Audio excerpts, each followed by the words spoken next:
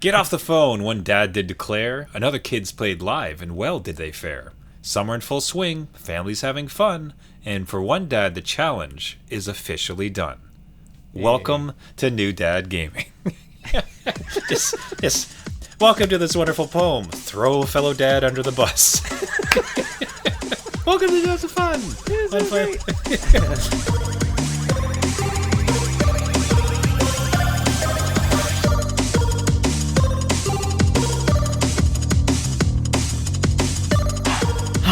Adult beverages are poured. The kids are asleep. Welcome to New Dad Gaming. It's a show about fatherhood, gaming, and new fathers figuring out their gaming lives.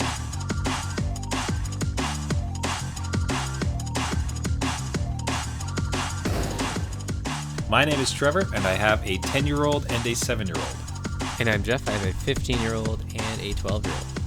Each week, we try to show that just because you became a dad does not mean it's game over. And especially not when we're having fun in the sun, we're enjoying summer, and we're enjoying tasty beverages. Thanks to a few of the listeners who had sent in some recommendations. I'm not sure we found any of them, but we do still like to hear them, and more just like to read about them enjoying it, right? Yeah. I think it's like, again, just hearing from the audience and seeing what we can do with it. Yeah. Now, what I do like to have is, again, like more available picks that people can probably find in theirs. Mine this week is like hyper local. You don't have a chance of finding it. Like microbrewery. Okay, all right, yeah. So should you ever end up in the Belle Provence of Quebec, so right. Up in Canada, Quebec, there is near Quebec City, which is an awesome family trip. Like, it is a step back in time. It's awesome. Cool history, like awesome streets, awesome things to see, right? So definitely recommend it. But off of the main one is Isle d'Orléans, or like Orleans Island. Okay. And it's basically just adults artisanal food fest. Because you stop off one place is a butcher. There's this other like cheese place, which is amazing. They got wineries, they got strawberries, like the whole thing's crazy. And a number of breweries. And one that I stopped off at, I'm probably going to mispronounce it, but La Barbarie. And they had, well, the greatest thing to do was like, and I think this is like a key to any dad summer trip, is if you can sneak in one brewery, like you're going to have yourself a good time. So, like, where'd Dad go? Oh, never mind. He's in the midst of a flight. And that's exactly what I did. And lo and behold, two of them were just fantastic. Ended up purchasing some, brought them home. The one in particular I had, so La Barbarie, let's show here, like nice can, nice. Super local, super microbrew. It's called like Raptor Meggafruit. Interesting. And it's a sour, but more in the sense like it's almost like it's a tartness as opposed to an actual like sour candy type of thing. So it's like peach with mango and strawberries. It was stunning. Like, it was just fantastic. Like, really good for a summer type of drink. So again, I think sours for me still represent a quintessential summer beer, or a way to enjoy it, especially more in the afternoon. And should you ever get to Quebec, check out the Isle d'Orléans and drop off at some of the microbreweries, because damn, it's great. And besides that, taking a trip with the family, find a brewery. Yeah. That's good advice. Yeah. That's just dad advice right there. Yourself, Jeff, what are you enjoying this week? I don't know. You're going to microbreweries. I'm going to the grocery store, and I'm finding Happy Dad. That's so on the nose. That's perfect. Right? Happy Dad. So this is where I misread it, because it was a bunch, like, obviously all the beers paired together. I just happened to grab this. I'm like, hey, Happy Dad. Awesome.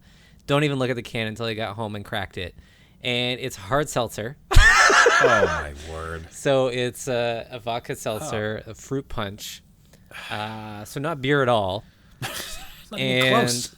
No, not even close.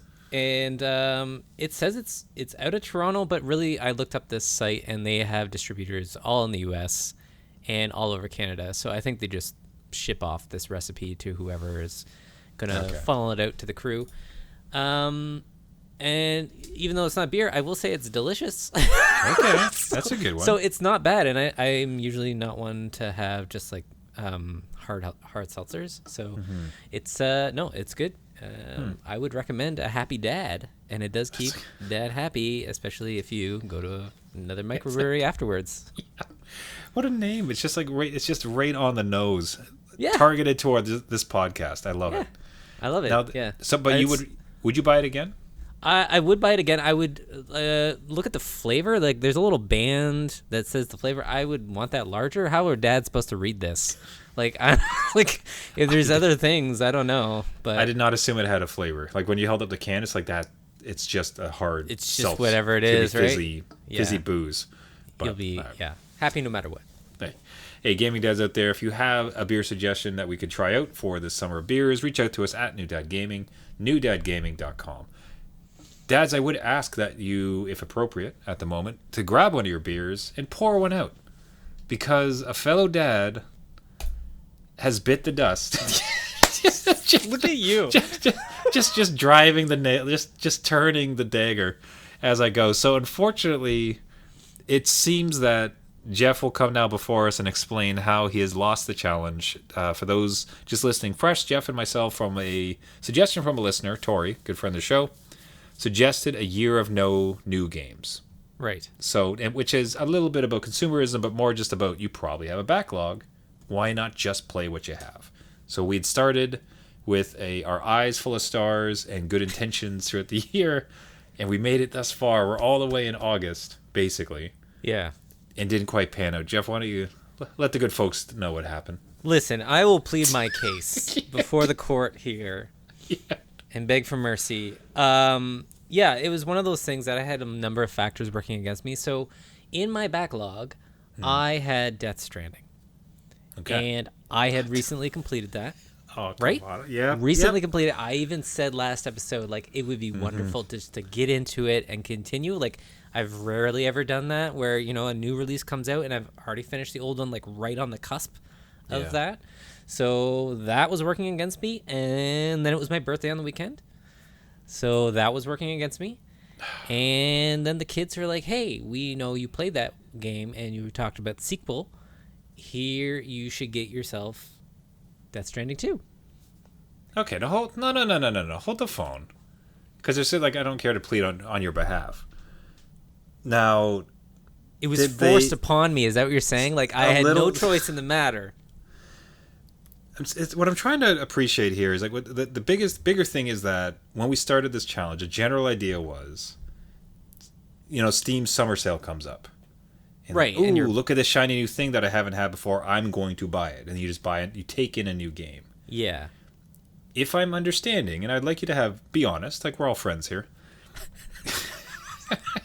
If I'm somewhat understanding the scenario, it sort of sounds like you were just sitting there enjoying a hard seltzer, and basically your family came upon you and said, hey, here is this gift, which is the game. Is that how that happened? Yeah. So, yes. So they did give me the gift, knowing that I would enjoy it. So, yeah, this is where it's like, it's given to me. Yeah. But I'm immediately going to play it. Yeah. Like, I am not putting it in a corner. I am cracking that thing open. In fact, I've already cracked it open that night. Is everything you want it to be? Absolutely. I have so much regrets. Better. It's so good. So, I mean, maybe there's some gray area there. I don't know. I was fine with laying down 206 days into the year. I survived until I got this new game. But it really wasn't my choice. It was given to me. No, I love you, Dad. Go have fun playing a dad in virtual. Papa, if you love me, then you will play this. Okay, my child, I will play Absolutely. it for. Absolutely, I will, to show that I love you. Yes. Yeah. Okay. This one feels, especially like the timing's hilarious. It is hilarious. It's good. If like, so much, and so as far as like the previous episode, you're like, goddamn, like Death Stranding 2 looks so amazing. I'm gonna do it. I'm just finishing the first one. This is like painful because I so badly wanted to do it. Yeah. And then they specifically buy it as a gift for you. I can't call that. Like, look, gaming dads, if you want to write in with a differing opinion, so be it. I will go ahead and make the call that I don't think it's not like you, unless again, like, Vindication. throw yourself at our mercy. It's not as though you petitioned them for the, hey, please buy me this, I want this. No, like they knew I was talking about it and, really wanted it. So yeah, that I don't know what to tell you. And then again, just for that to fall into your lap, and then almost in a small, tiny way to respect the gift that was given to you to play it, Absolutely. which happened to coincide with your desires. Let's be honest. Yeah. Fine. I'd have a hard time calling that a loss as far as like the challenge. Like it's certainly dicey. We'll call it like the gray area. Put it this way. Like, one of my favorite things with laws that I heard about is that it's in the spirit of the law, if not to the letter of the law. Right. Okay. So in that it's the law's meaning of what it was trying to do as far as like this challenge. I still think you're above board. Technically, as far as like the writing, no. Yeah. But like it's more about what are we trying to achieve. So I think you're off the hook. I think you're off the hook. That's great. I'm going to go wake up my kids and say, listen, Trevor said it's okay. Your dad's still in it. I'm sure the best part is when they gave it to you, the first thing I'm sure you said was like, oh no, my podcast challenge. How can I possibly accept this? Yeah, exactly. I'd be like, no, I'm in this competition. I can't do this. I'd have to imagine that's some... like in a tiny way, I could see like in certain occasions when I've been trying to be a bit better with my diet, and then like your birthday comes up or the kids come home and it's like, Dad, we got this amazing like ice cream from this place. There's like, it's funny how sometimes like that the family can bleed into temptation of which you're trying to resist. Oh, absolutely. Like the drink, for instance, right? Let's say like it's like, tell you what, I'd prefer to be dry this month, and then your kids or like your brother or like somebody like a family member or dear friend comes to you like, I got you this amazing bottle of booze that we can celebrate with, and you're like, damn, I can't turn you down this advent calendar of beer, so I'm gonna have to participate. Instead of being dry, I'll just drink profusely for an entire month. It's the only way. Yeah, that's right. I think that stands in the court. I was worried when I was walking in here. I even wrote down like how many days it was from when we announced to now. So let's put an asterisk and see how far we get, right? And be like, hey, the hiccup was in July. We will, new dads. We will watch the mailbox. We'll watch the comments. You let us know if you are adamant about throwing Jeff overboard for his sins. You let us know at New Dad Gaming, newdadgaming.com. But I think you're still within the spirit of it. Perfect. And I think a series of events kind of thrust itself upon you to have a game show up in your library. So I'm happy to call you still in it. Perfect. This worked out. This worked out for everybody. This is great, yeah. Now, speaking of that same family, there has been an interesting occurrence on your end with live card games and great success with them. Yeah. So this is for the One Piece physical card game. Yeah. Of which until the show I had not ever even heard about. So why don't you walk us through what exactly here has transpired? You and me both, Trevor. I did not hear of this game. Didn't know anything about it. I obviously knew of One Piece, the manga, and the anime that's been running forever. I think there's 1,000 episodes. My 15-year-old keeps saying how they're on episode 650. Sorry, of the animated show or of the manga? No, the animated show has 1,000 episodes at least. They're over that now.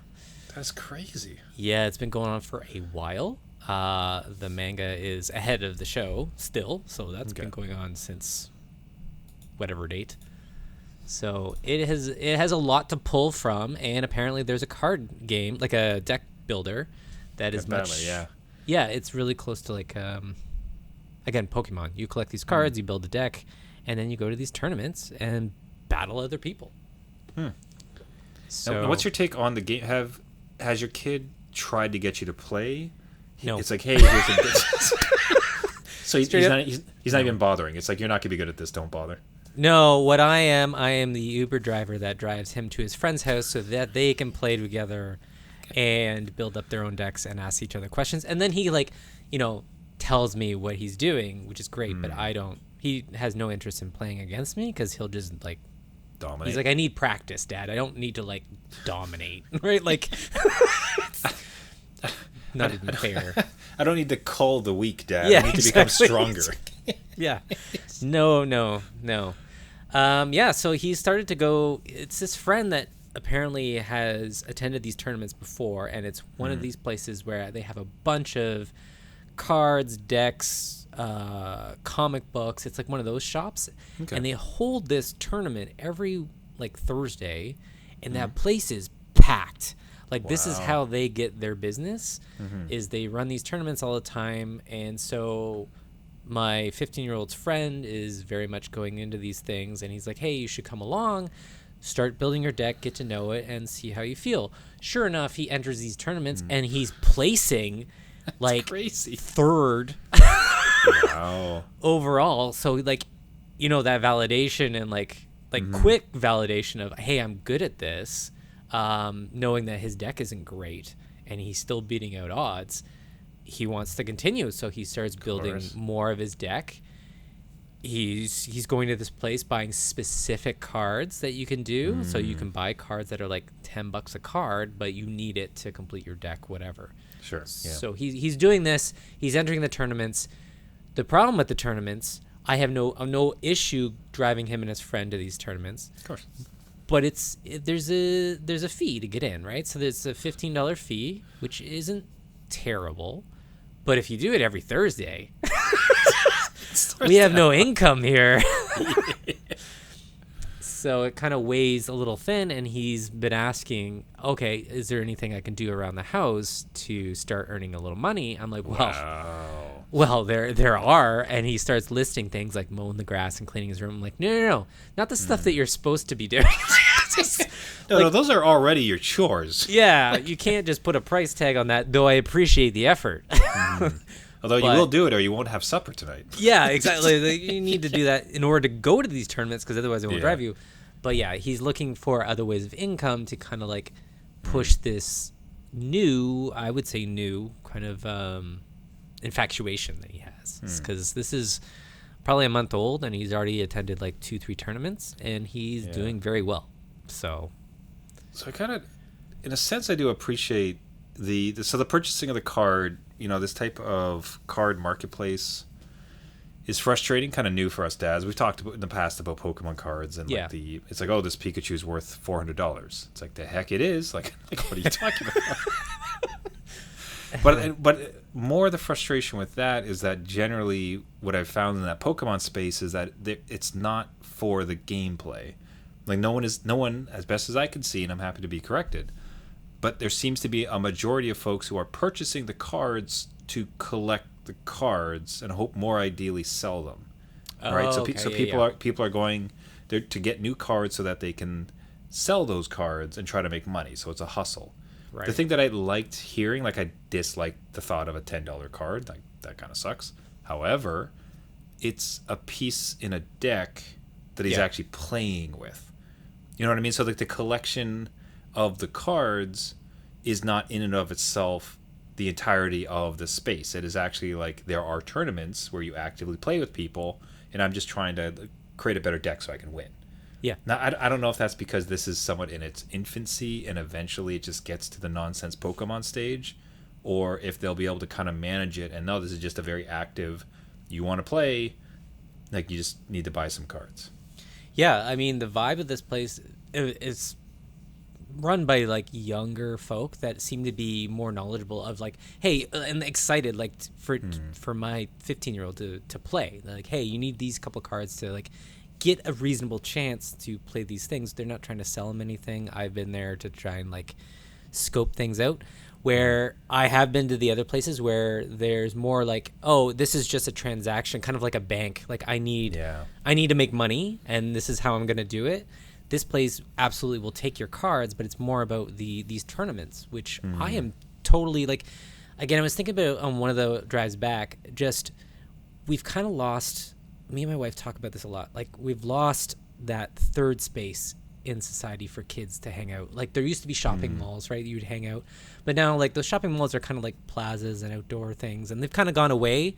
And then they want you to spend money because they don't want you to lure it around, right? So and nobody really wants to do that. Whereas this place is kind of like, libraries I think are more the third space. These other places are like comfortable, safe settings. And yeah, there is a, I talked about entrance fee for them to be able to put on the place and pay their rent. But it seems like everybody is in there to, collaborate. It doesn't seem like, kind of, I don't know. The other place I went to was very, like not almost cutthroat, manipulative. But, like the purpose, the reason right? I'm doing all of this, is so that I can get more of your money. Yeah, and if I'm understanding, to hook you. Yeah, it's like I need more of your money, so I need to fake this stuff so that you'll come in and give me your money. Whereas if your read is correct, this is more of like a, hey, this is really fun. Let's like all pays because we got to pay the rent, but come on in. Let's all like figure out these decks and have a good time and like have fun. Like let's have a moment. Let's have some interaction. Yeah, and that's kind of what I thought about this place. Again, if I would replace these cards, which I don't know much about, with like video games, like retro video games, it's that kind of like, oh, okay, that seems like a pretty cool spot to meet like-minded people that just want to play video games or do this One Piece tournament. So he's having a great time. It's just a matter of planning it out. How are you going to, I hope that he sees that it can get very expensive very quickly if he's like trying to gun for the top. I'm sure these tournaments spin out to like provincial and national and global tournaments. I think it's that big. We're not there yet, obviously, but it's something that he likes doing. It's just like, how does it fit in with, his lifestyle right now, right? It's summer. It's not a problem, but in school, if there's a test on Friday and you go Thursday tournament, like you just need to balance things. That's kind of what I'm thinking. That's always been one of my more favorite lines about Magic the Gathering. I'd worked with a gent for a very short period, but he had mentioned that over the course of his career, and he had played competitively, like he had dropped some $10,000 to $30,000 on cards. Yeah, oh, geez, wow. But that's what it takes for this. And one of the lines that all these guys used was like, "Hey, if you don't want your kids to do drugs, just get them into Magic the Gathering, because then they'll never have money or time." Yeah, no, for sure. But anyway, like I said, there's some unfortunate elements in there, but there does seem to be an overall positivity to it that is it's refreshing. And again, it's a moment when these teens, all they want to do is be on their phones, and in what we're seeing sometimes is no, actually they kind of want to get together and like just play some cards and goof around with one another. So I don't know, man. I find that hopeful. That's like really cool. And who knows, like this could be your retirement. It could be. I actually was going to bring that up as the next point. If he's already winning now, maybe he's like this prodigy, right? Like he's going to skyrocket right up. And then, we'll do the podcast from some private island I'll have. There you go. It'll be like that League of Legends 16-year-old that won like $4 million. You got a year. Right before you're 16. Get that basketball out of your hands. Here's research your One Piece. Here's some One Piece cards. Take them. Yeah. Hey, Gaming Dads, if you had something similar with these card games with your kids, reach out to us at New Dad Gaming, newdadgaming.com. Now, speaking of those kids and their addiction to mobile phones, that's kind of a world I was in this week. It's all fairly good-natured in a sense, but if anything, it was just, in a sense, shocking to see. Okay. So what has happened is that we are towards the tail end of having extended family here for a month. It has been fabulous. I'll be very sad to see them go. It's been nice to have like more family around. But one of the I'm not exactly sure the niceties, I suppose you could say, is that the grandparent and the aunt have been kind of willing to just let the kids have their phone.